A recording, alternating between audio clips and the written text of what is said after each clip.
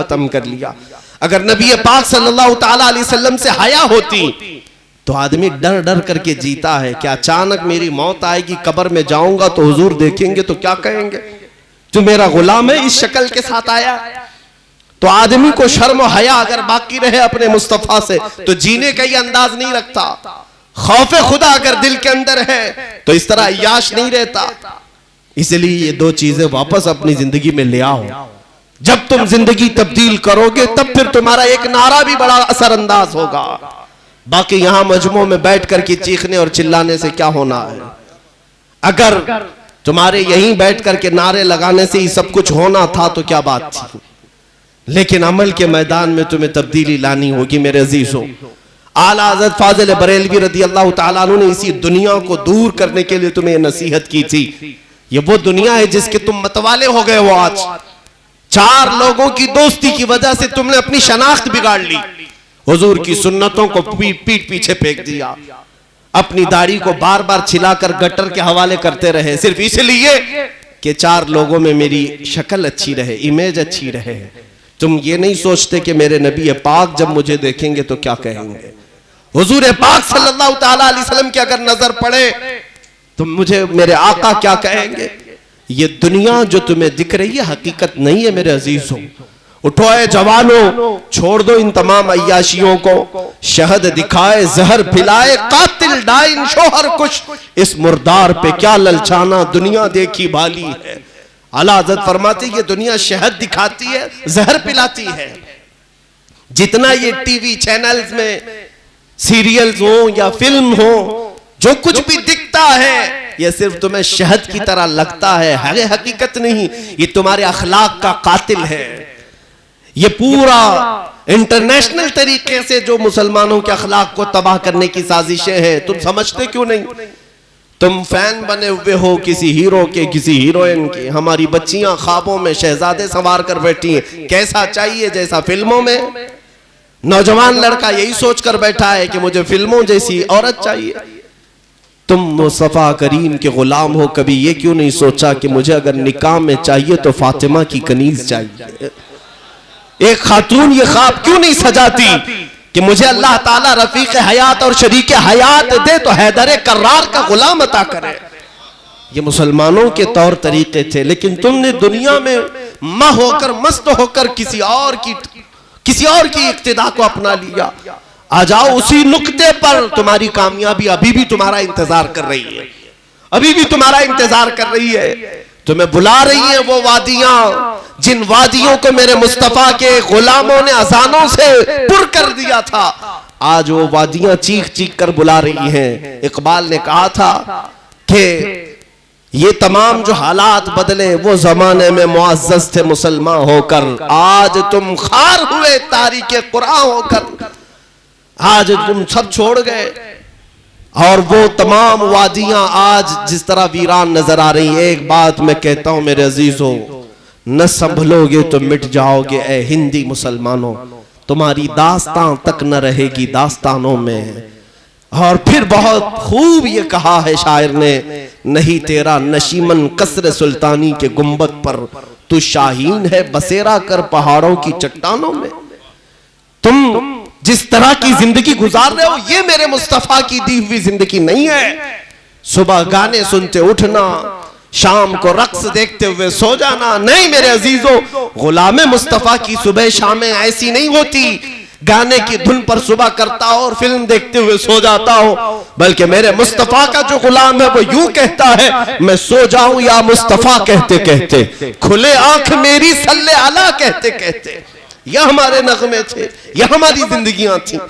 जब से बदल लिया तुमने इन जिंदगियों को, उनसे फिरे जहां फिरा फिर आई कमी वकार में। जो कुछ आज कमी है वकार में। अजीजा ने गिरामी वकार, वो दौर कैसा था जब ये औलिया कामिलीन थे। इनके द्वार को आप मुताला करें या पढ़ करके देखें, इनका दुर्वेशाना अंदाज भी काफिरों के दिलों पर एक रौब तारी किया हुआ था। आज हुकूमत के तख्त पर बैठ करके भी बिल्ली बने हुए हमारे लीडर नजर आते हैं। क्यों? कौम को बेच खाने वाले लीडर कुछ नहीं कर पा रहे। आज इसलिए मैं आपसे ये गुजारिश करना चाहूंगा, कुरान कहता है फलयहज़रिल्लज़ीना युखालिफूना अन अम्रिही अन तुसीबहुम फितना औ युसीबहुम अज़ाबुन अलीम। अल्लाह फरमाता है लोगों, मेरे नबी के हुक्म की मुखालफत करने से बच जाओ। अगर तुम रसूल के खिलाफ चलते रहे, अल्लाह फरमाता है अनकरीब अल्लाह तुम्हें फितने में मुब्तला कर देगा या दर्दनाक अजाब में गिरफ्तार करेगा। हुजूर की मुखालिफत करोगे फितनों में पड़ जाओगे। और आज इतने फितने के गिन नहीं सकते। आज मुखबिर सादिक रसूल पाक सल्लल्लाहु अलैहि वसल्लम की वो हदीस भी मुझे याद आती है। मेरे आका ने फरमाया मेरी उम्मत पर एक जमाना ऐसा आएगा कि फितने इस तरह से निकलेंगे जैसे बारिश के कतरे। इतने फितने होंगे मेरी उम्मत में।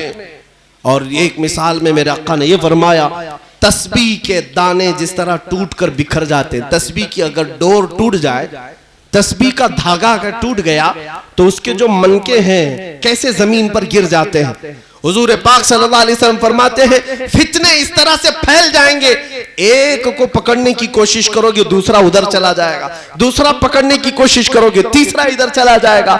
आज फितनों का दौर ऐसा ही है, आप देख नहीं रहे।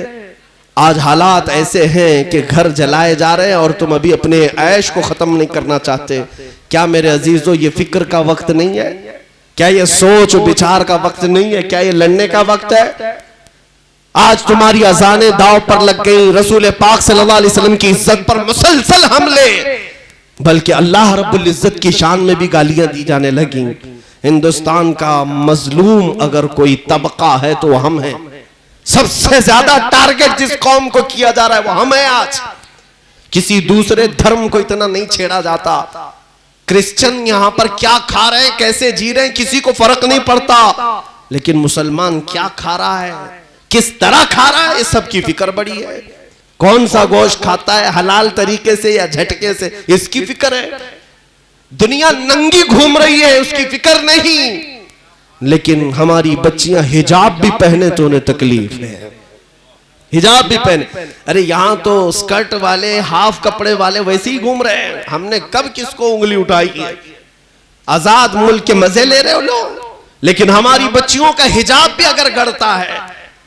अजानों का मसला है, सारी इबादत खानों में सब कुछ आवाजें अब तक चलती रही, भजन भी चलते रहे, घंटियां भी बजती रही, क्रिश्चियनों के यहां भी गीत गाए जाते रहे, गुरुद्वारों में संगीत पढ़ी जाती रही, लेकिन किसी का जिक्र नहीं। पूरे हिंदुस्तान में अगर आवाज से किसी को तकलीफ है तो अजानों से। टारगेट एक ही कौम, तुम ही हो। इसीलिए आला हजरत ने जो फरमाया, तवज्जो चाहता हूं, आपने फरमाया था तेरी गठरी ताकी है और तूने नींद निकाली है। तू कहता है मीठी नींद है, तेरी मथी निराली है। ये किस लिए कहा था आला हजरत ने? तेरी गठरी ताकी है, मतलब तुम्हारे पास जो ईमान की दौलत है यही सबको खटक रही है, यही सबको खटक रही है। तेरी गठरी ताकी है और तू सो रहा है। ये बड़े ताज्जुब की बात है। दूसरों को चोरी का डर नहीं, उनके पास है क्या? चोरी अगर होगी तो ईमान की होगी। तुम्हें डरने की जरूरत है। अलर्ट रहो, बेदार रहो। आंख से काजल साफ चुरा ले, यहां वो चोर बला के हैं और तुम सोए जा रहे हो। अजीजा ने गिरामी वक़ार, आज मुझे बताओ उम्मत के गयूर नौजवानों, कल क़यामत के दिन मौला जब हिसाब के मैदान में खड़ा करेगा, मेरे आका सल्लल्लाहु अलैहि वसल्लम फरमाते हैं उस वक्त तक कोई आदम का बेटा कदम नहीं हटा सकेगा जब तक मौला ताला के 5 सवालों का जवाब नहीं देगा। उनमें से पहला सवाल मौला ये फरमाएगा, ए इब्ने आदम, ए आदम के बेटे, मैंने तुझे जवानी दी थी, कहां कहां खर्चा किया, जरा हिसाब दे दे। अल्लाह ताला जब ये सवाल करेगा, जवानी का हिसाब देना इतना भारी हो जाएगा, इतना भारी कि मुहद्दिसीन फरमाते हैं बाज लोगों को 300 साल लग जाएंगे, बाज को 400 साल लग जाएंगे जवानी का हिसाब देते देते। मैं तुमसे पूछता हूं, कल बरोज़े क़यामत अगर तुमसे सवाल कर लिया जाए, जब मेरे नबी पाक की शान में गालियां दी जा रही थी उस वक्त तू कर क्या रहा था? तुम जवाब यही दोगे कि मैं फेसबुक चला रहा था, गेम खेल रहा था, रात भर चैटिंग कर रहा था। तुम्हारे पास मसरूफियत क्या थी? क्या तुम्हारा दिल दर्द कर रहा था? मैं तुम्हें बताऊं मोहब्बत किसे कहते हैं। मेरे आका सल्लल्लाहु ताला अलैहि वसल्लम का बायकॉट किया था मक्का वालों ने। 3 साल तक मेरे आका सल्लल्लाहु अलैहि वसल्लम का सोशल बायकॉट किया था मक्का वालों ने। हुजूर सल्लल्लाहु अलैहि वसल्लम और उनके चचा और उनके खानदान वाले शौबे अबी तालिब एक घाटी है, पहाड़ों के बीच में रह रहे थे। 3 साल तक खाना पानी तक बंद करके रखा था और उनसे मक्का वाले सलाम कलाम मिलना जुलना रिश्ता सब कुछ बंद रखे हुए थे। यहां तक कि इन 3 सालों में कई दिन ऐसे आए मेरे आका के ऊपर कि हुजूर पाक सल्लल्लाहु अलैहि वसल्लम ने दरख्त के पत्ते चबा कर खाए और चमड़े को उबाल करके खाया, चमड़े को पानी गर्म करके उबाल करके खाए। ये 3 साल बड़ी सख्ती के गुजरे, लेकिन मोहब्बत किसे कहते हैं मैं बताऊं आपको। साद इब्ने मुआज मदीने के एक सहाबी हैं जो हुजूर पाक के हाथ पर इस्लाम ला चुके थे बहुत पहले ही, मक्का आकर के ही, और मदीने में रहते थे। मदीना 450 किलोमीटर दूर है मक्का से। उस जमाने में तकरीबन 9 दिन का सफर हो जाता था। जब साद इब्ने मुआज को पता चला कि रसूल पाक का बायकॉट किया है मक्का वालों ने, मेरे आका पत्ते खा रहे हैं और चमड़े को गर्म करके खा रहे हैं। साद बिन मुआज सरदार थे अपने कबीले के, अंसार साहबा में सरदार थे, खजूरों के बागीचों के मालिक थे, बड़े पैसे वाले थे। लेकिन मदीने वालों ने देखा साद इब्ने मुआज रोजाना उठते हैं और दरख्त के पत्ते खाते हैं और चमड़े को लाकर उबाल कर खाते हैं।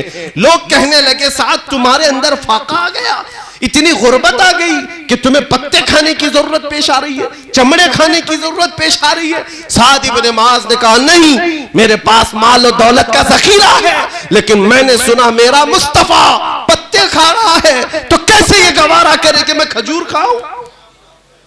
मेरा दिल नहीं गवारा करता कि मैं खजूर खाऊं या रोटी खाऊं।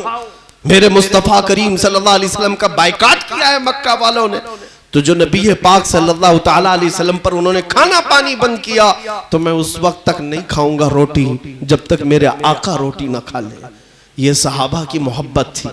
आज नबी कौनैन सल्लल्लाहु ताला अलैहि वसल्लम की मोहब्बत रखने वालों इतनी तो फिक्र कर सकते हो कि तुम्हारे अंदर बेचैनी आ जाए, बेकरारी आ जाए कि मेरे नबी की इज्जत अब सलामत नहीं रही, तो मेरी कौन सी इज्जत सलामत रहने वाली है, मेरे घर की क्या इज्जत बचने वाली है।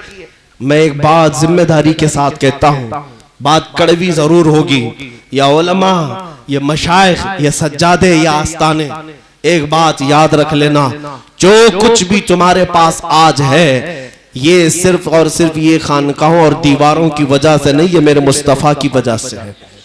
नबी पाक सल्लल्लाहु अलैहि वसल्लम की निस्बत से सब कुछ मिला है। उलमा को जो इज्जत मिली है, उलमा का आज जो माश चल रहा है, वो सब नबी के टुकड़ों पर है। खानकाहों के जितने सज्जादे हैं वो जो कुछ भी खाते हैं वो मेरे मुस्तफा का सदका खाते हैं।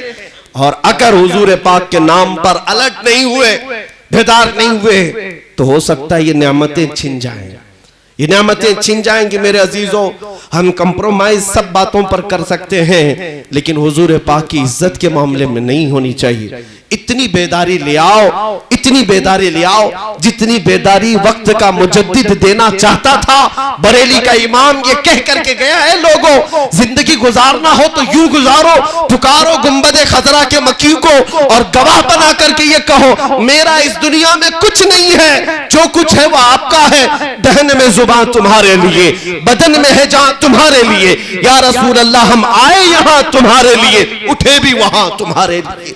जीने का तरीका ये होना चाहिए। और मुर्शिद गिरामी हुजूर ताजुश शरिया रहमतुल्लाह ताला अलैह ने आखिर वक्त में ये मैसेज दिया था, जिंदगी ये नहीं है किसी की किसी के लिए, जिंदगी है नबी की नबी के लिए। ना समझ मरते हैं जिंदगी के लिए, अरे जीना मरना है सब कुछ नबी के लिए।